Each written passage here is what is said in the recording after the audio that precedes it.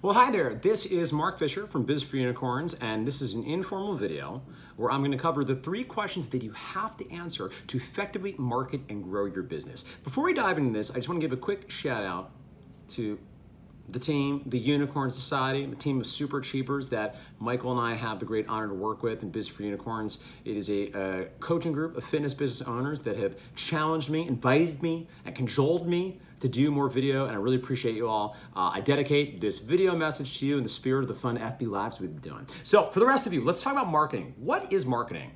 Well, marketing, simply put, is the process, the system that you use to get out the word about what you do.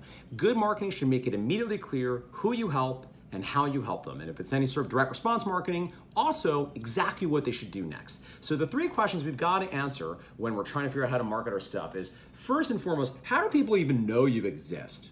Right? How do people even know you exist? Good news is, look, do you like this? I did a whiteboard for you. Just for you, because I like you, but the rest is gonna be bad because my handwriting is not very good. So there are like 3 high-level ways that most of us will be using to know that you exist. I'll do some circles up there to know that's coming. And I'm gonna be covering those as well as a few lesser known and I think less often utilized ones you can use to really make sure people know you exist. But once people know you exist, there needs to be some time you develop the relationship where you develop likability and credibility, where they like you and then they trust you.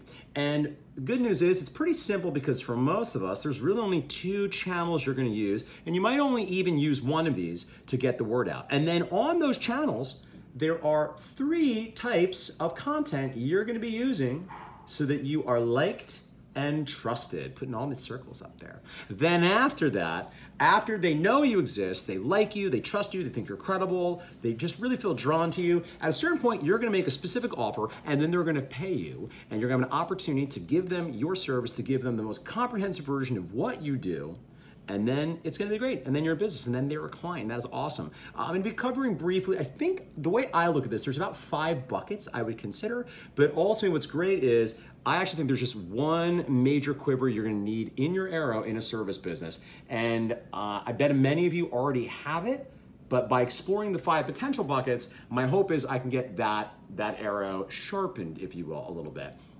Now, one thing I want to make a point here really quickly is, so y'all know I spent a lot of time thinking about the business, and I have a lot of friends that aren't in services. I would note that very quickly, if you happen to be watching this and you do product, I think the same thing plays out, but I would note if you're in product, you can pretty quickly go from no to pay. There will be a moment of developing trust for sure, but the reality is the barrier is a lot lower. If you're buying jeans off of Facebook and you get served a Facebook ad for jeans and the company looks reputable, that might be enough trust that you're willing to spend a certain amount of money on a one-time purchase. However, if you are in services, it's likely you need more time.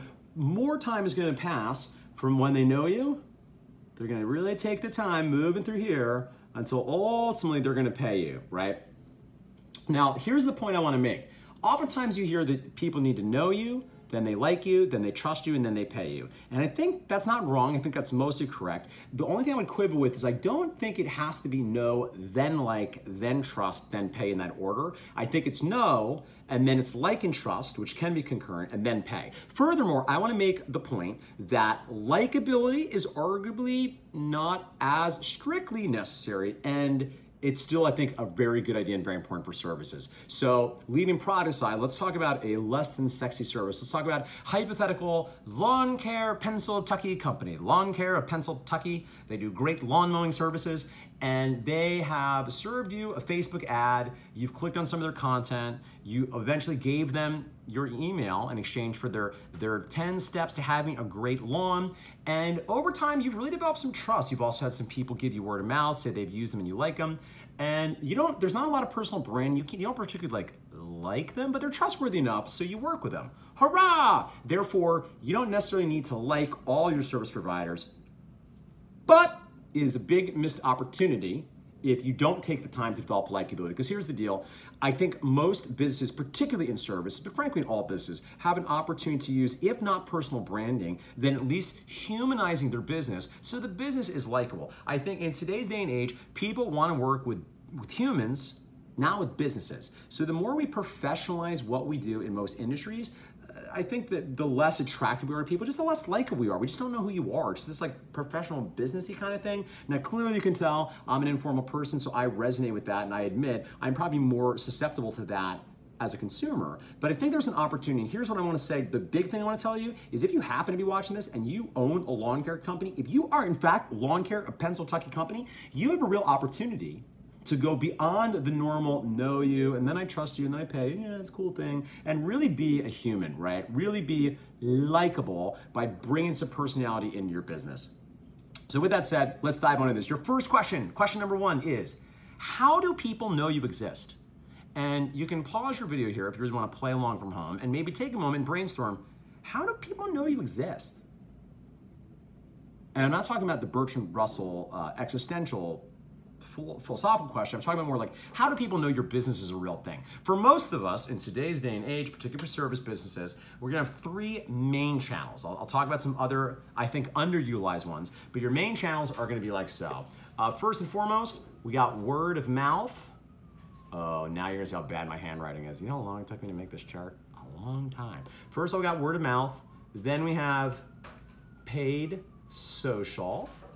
Then don't worry. That's why I gave you the actual written out notes below so you can see this. So we have word of mouth, paid social, and we have search advertising. Search advertising.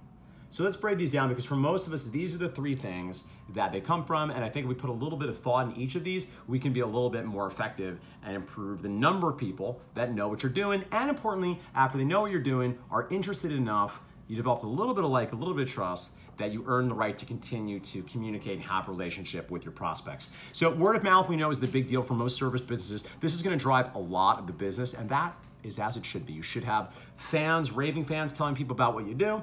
And it's important to know when you get word of mouth, what's great about this, word of mouth makes you just go faster through this. They still go through the same process of they didn't know you exist, they know you exist, but because you're riding the surf wave of their friend's social capital, you're gonna move more quickly through like and trust, and they're gonna just probably buy you and pay your services, particularly if you make the offer that I'll be talking about when we get to the end of this video.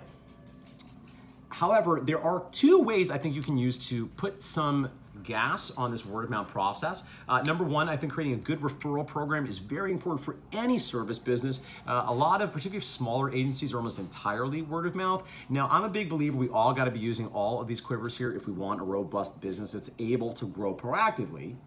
But I think that if we get very, very good at the word of mouth piece, by both having a good referral program, which will be great because the referral program, if you're incentivizing them to get you new members, helps them move quickly to the pay, so you have an opportunity to actually work with their friends. They get a chance to see what you're really all about.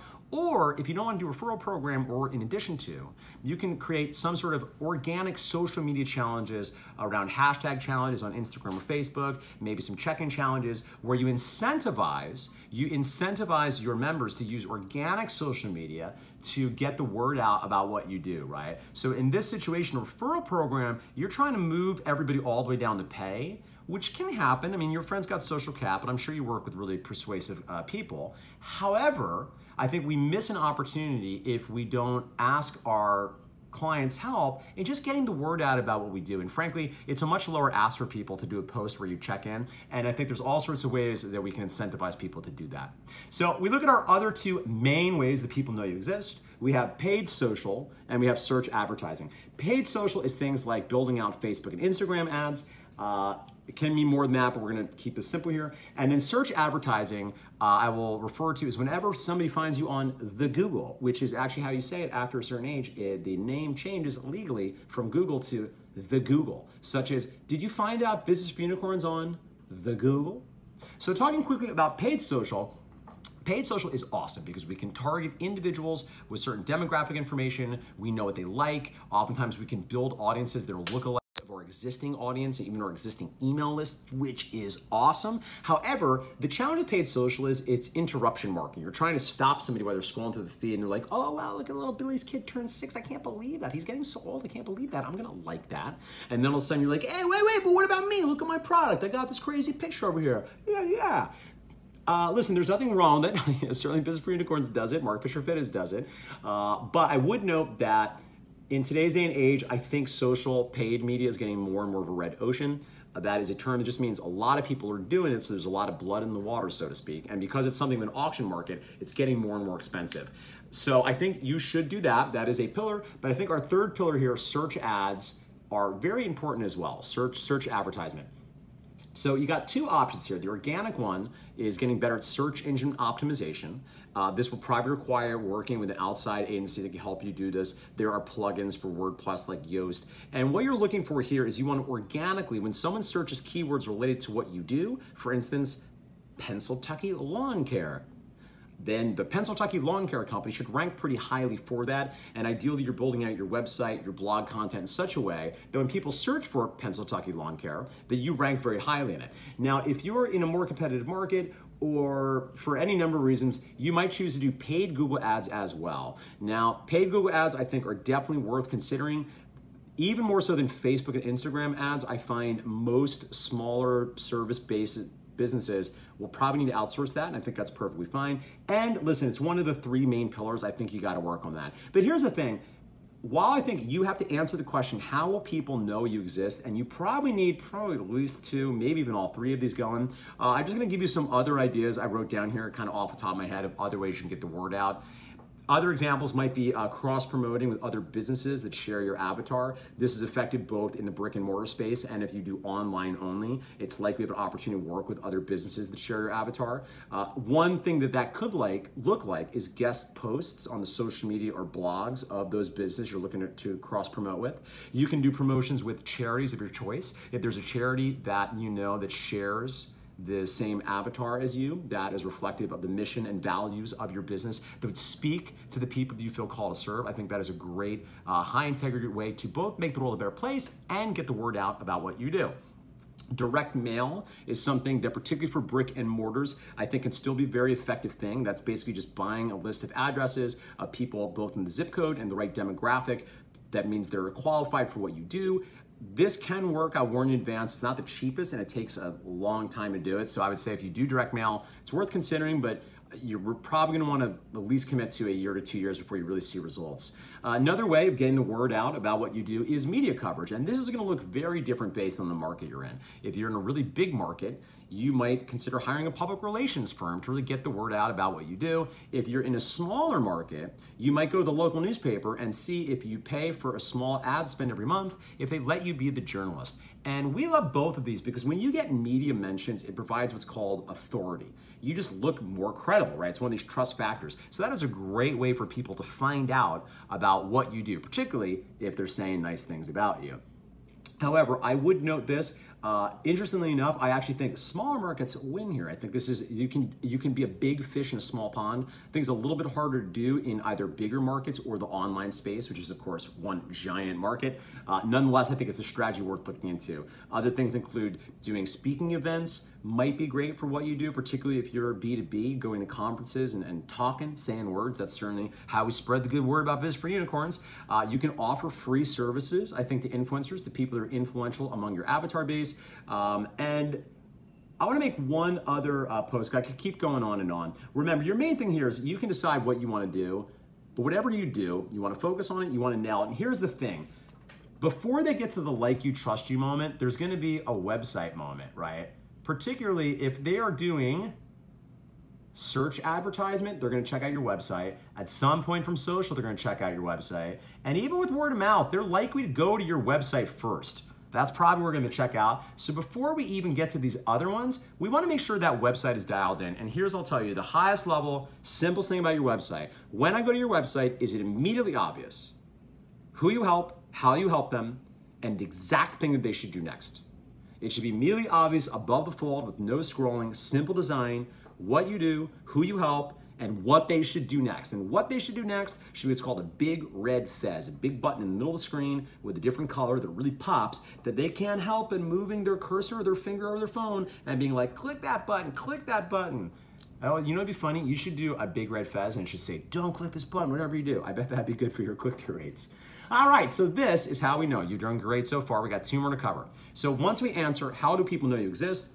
The next question we want to answer is, how will you build likability and credibility? How will we build that you are an authority, and how will we show people that you are human? Well, here's the thing, as I promised, this one's pretty simple because there are three, I think, core ways of building likability and credibility.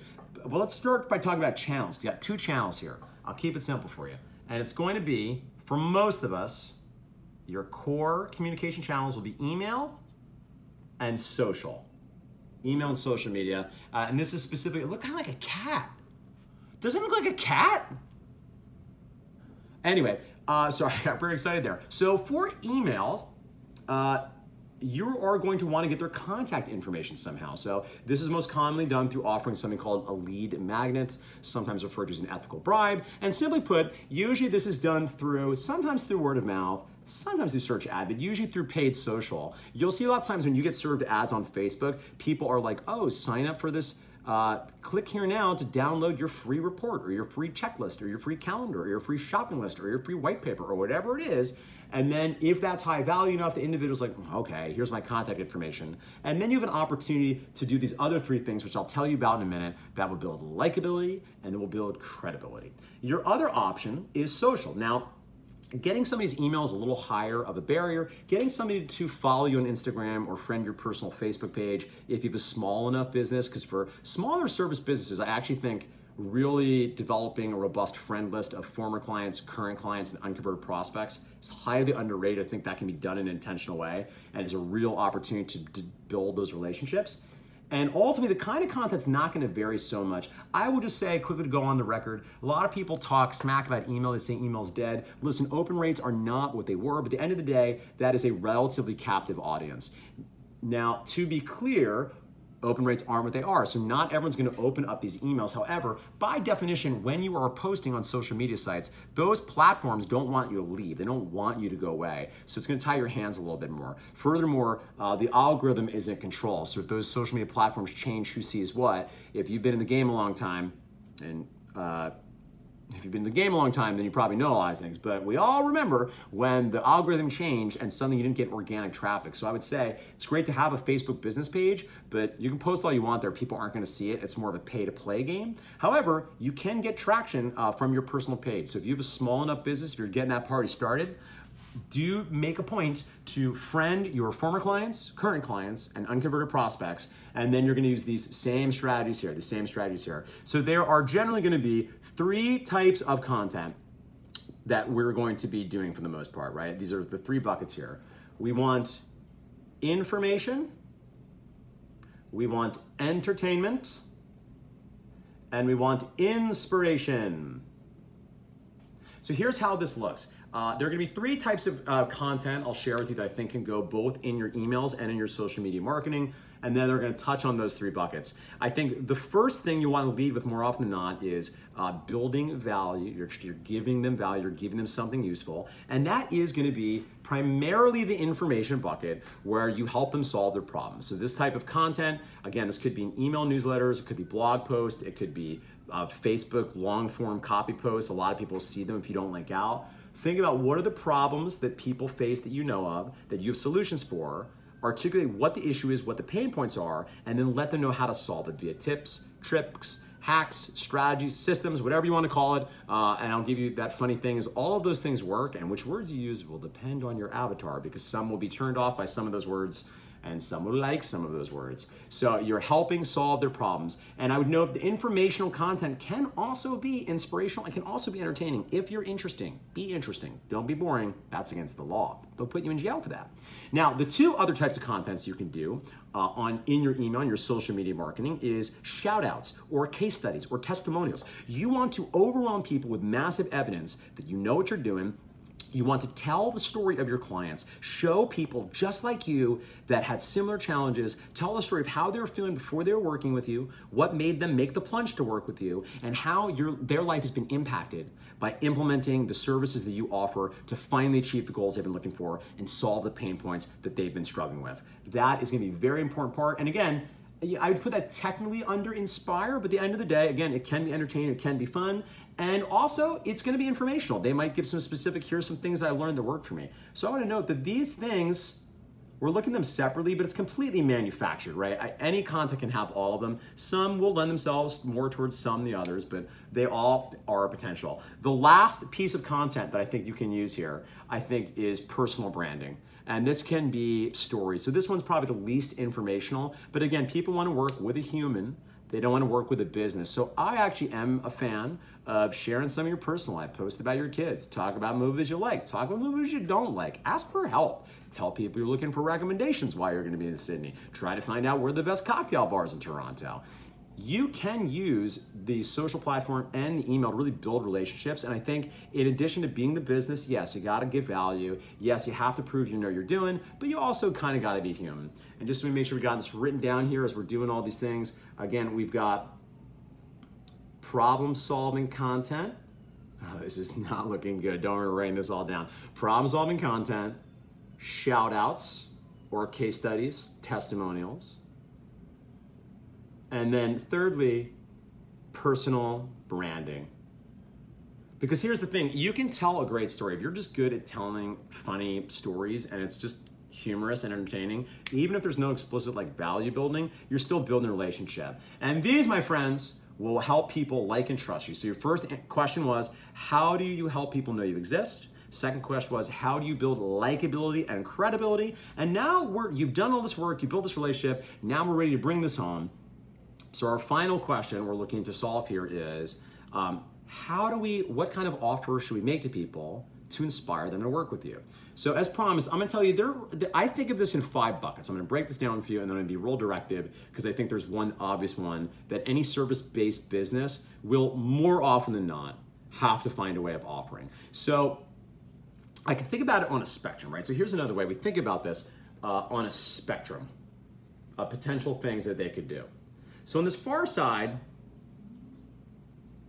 you can offer your services totally free. And the pros here, you need a lot of people to do it. The cons is, particularly if you're a service, if you're not a software service, if you're a human as service, that's a lot of capacity. You're probably gonna have a lot of people sign up. Maybe you'll get emails. Might not be a bad play to get people from knowing you into your funnel so you can give them some of this content so they actually buy a thing. But people generally don't value what's free. So even though you're gonna get lots of contacts, there are some serious downsides here. And the reality is they're often going to be unqualified. I'll give it a UQ. Now, just a smidge above that, on the online space, you have something called a tripwire. So tripwires are a super low priced option. Now, how low priced, it depends on what the product is. For an online information product, and again, we're doing more service than product today, but sometimes it's as low as $7, and you're just getting them, it's a little bit more of a buy-in. So now it's not quite as many people. We're moving over to this other side view. It's not quite as many people, and they're gonna be a little bit more qualified, but they're still pretty unqualified. They're still pretty unqualified with the tripwire. And then we go down here, and now we're at what I think is the sweet spot, and this is what's called the low barrier offer, often sometimes called a front-end offer. My books are falling over. Sometimes called a trial. And here's the thing, people wanna try before they buy, I get it. So I think any service business needs to have some front-end, low barrier offer, and this is important, with 100% money-back guarantee. I think you need to do that for 2 reasons. Number 1, because it takes away risk, so you will have more people. So if you have an LBO with no guarantee, and if you have an LBO with 100% guarantee, this is not very good. You could be honest with me, but I think the content is good, so I'm gonna keep barreling through here. So understand, if you have 100% money back guarantee, you're gonna move them up away a little bit, you're gonna get more people, and I don't think they're gonna be that much less qualified, so I think that's a win-win. So not only will you get more people, but frankly, I think it's high integrity. I think if we are doing our job, I think if we're great at what we do, we should stand by that work. And I think if for whatever reason, if it's not the right fit and they didn't have a good time, I think you should give them your money back. I think that's the high integrity thing to do. So I'll let the cat out of the bag. I think that's what we're gonna put in there, so I'll do that right now. So you have to figure out what your low barrier offer is. Low barrier offers, to be successful, they're not free. They don't even have to be cheap, but they have to be either discounted from your usual rates and or a shorter commitment. So you might have a low barrier offer where what makes it a low barrier is it's maybe if you do 12-month agreements, it's just a 1-month agreement of whatever it is you serve. Totally cool. Or you might do one that is discounted and have a shorter commitment, but that the main draw there is they're going to try you with 100% money back guarantee at a cheaper rate than it will cost. And what you're doing there is you're banking that your services are going to be so good that you'll continue, they'll fall in love with, they'll never want to go away. So we want to create something like that. I'll say just in brief, I mentioned I think there are 2 other things you can offer, and we won't go into great detail about them, but over here we've got your core product. Your core product is great. Now this is few people, and they're very qualified because if they buy your core membership or your services, whatever the main thing you sell is, it's 100% conversion because that's the thing you sell, right? We want them to do it. They are now officially a client or whatever whatever the happy place you want your prospects to land in. However, the challenge is, of course, there's going to be fewer people. So that's why I think you need to step up. You need to create a bigger funnel, right? Because once again, just as we have a funnel here from all the people that know you to some of the people that like you, to some to pay you, there's another mini funnel here. Out of some of those people that are trying your low barrier offer, then only a few will be the happy person at the end of that weird cat face that we've made, which is apparently a cat face. The final thing I'll mention, just because I want to put it on your radar, is I also think there is an opportunity to create a hybrid lowish barrier offer or a trial that's actually a premium product. So follow me on this. You have an opportunity, I think, to create a premium trial that is actually more expensive than the core. So I'm not going to draw it, but over here it's like trial. Now again, you're not going to get as many people, and however, you're getting people that are clearly qualified if they're paying more than it would normally cost. And I love premium trial products for a number of reasons. So those of you that follow Mark Fisher Fitness will be aware of our Snapped in 6 Weeks Total Body Makeover program. And I love it. I love it because if you get it right, and it's hard to get it right, if you get it right, it can be a great revenue stream in and of itself. Because at MFF, there are people that do that premium trial, that's all they ever do with us. And they do it sometimes several times a year, God love them. But that's the main thing they like from us, and they don't move on to the other ones. However, it functions as a great trial because the core product becomes something of a downsell because it's actually cheaper. It is admittedly a little bit of a longer commitment, but it's actually a little bit more affordable than the Snapped in 6 Weeks program. So if you can think of a premium trial to offer, I think that is fantastic. And the one thing I will just tell you is that makes that challenging is you have to, there's no holds barred. That is a whole separate business to build value and get people to do even a shorter term agreement that's more expensive is going to be as much work as getting them into your membership. However, I really like it, if for no other reason than, well, for a number of reasons, but one of them is for a certain type of consumer, certain type of potential client, they don't want to be members, they don't want to buy an ongoing thing, and they're happy to invest, but they want to invest in a product and in an outcome. They're not looking for a new identity. They're not looking to do a long-term commitment. Some people just don't like commitment. I get it. I understand. Myself, this guy, he's a commitment guy, right? I like being married to my wife. I'm not going nowhere, wife, if you're watching. But I do understand for a certain type of person, that's going to be a better fit. So in closing, we have reviewed the things that make up marketing, right? Marketing is all about getting the word out about who you help and how you help them. People need to know that you exist. You need to then show that you are likable and that you are credible, and then you need to make the right kind of offer so they pay you. And for most people, you're not going to start by going right to your core offering. You're going to create some sort of low barrier offer where they try before you buy. The idea is 100% money back guarantee. You are great. I want you to go ahead and you can check. Obviously, I've made some notes below because I know some of you are not going to watch the whole video, which I do not judge. But I want to thank you so much for taking, about 30 minutes of your time to watch this. I hope you found it insightful. If you want more information about all things related to business, do be sure to sign up for businessforunicorns.com. In fact, you can get our free time-saving checklist if you scroll up to the top and the right of the page and give us your email, and then of course we will get you like us and trust us, and then we'll try to sell you things, but only things we think will be helpful for you. And speaking of, depending on when you see this, we do have a sales and marketing course coming up, and this is as of the end of summer 2019. It's going to be on Sunday, September 8th at Mark Fisher Fitness at the Bowery here in New York City. If you like this was 30 minutes of it. It is a full day deep dive. We're gonna pull apart all the different ways that people can find out about your business, because there are a lot of them that you can implement that you just haven't been doing yet and you haven't been thinking about. And I'm gonna help you. I'm gonna give you something you can try. We're gonna talk about the foundations, the tools that your business needs to have in place, or nothing else will work anyway. There's certain core things you need to have in place, certain core things about that website I want to help you with. This stuff really, really matters. We want to talk about the essential actions you need to do on a weekly basis that will move your business forward. And then importantly, we want to talk about how we run experiments and how we track, because I could give you, and I know literally because I just built out the course, 50 different things to build your business. 50 different things. But here's the thing, the one thing I can guarantee you is not all of them will work in every single market. So I want to give you, we're going to give you actually a particular template, a particular way of doing this to make it so easy to track what's happening, so you know it's actually driving the business and helping people, and you know what is just activity and not actually achievement. Friends, thank you so much for taking the time. I hope to see you soon.